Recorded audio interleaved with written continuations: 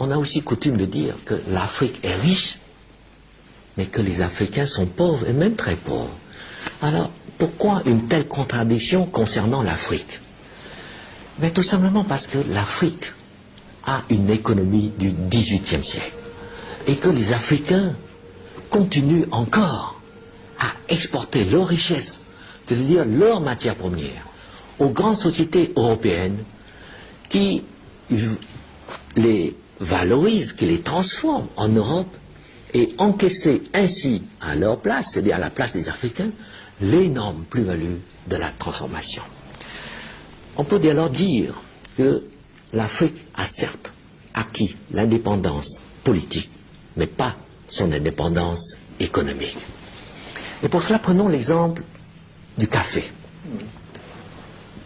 Vous savez que le cours du café vert, fixé à Londres, a baissé de 80% en 8 ans. Alors vous savez aussi qu'aucune entreprise au monde ne peut supporter une telle baisse de prix sans tomber en faillite. Or, c'est ce qui se passe en Côte d'Ivoire et en Afrique. Pire, sur le prix actuel de 370 francs CAF par kilo, CAF ça veut dire coût, assurance et frais, il faut encore enlever les frais des intermédiaires et de transport maritime. Il ne reste donc que 200 francs à peine par kilo à l'Afrique. Et ce même café africain, transformé ensuite par les grandes sociétés en Europe, en café soluble, se vend ensuite à plus de 20 000 francs le kilo à travers le monde. Voilà la contradiction. Et je dirais même l'injustice, elle est là.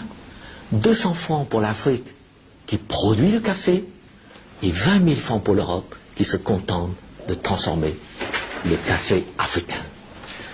Et ce qui est vrai pour le café l'est également pour toutes les autres matières premières. Et tant que l'Afrique n'a pas compris cela, eh bien les Africains resteront pauvres, pour ne pas dire misérables.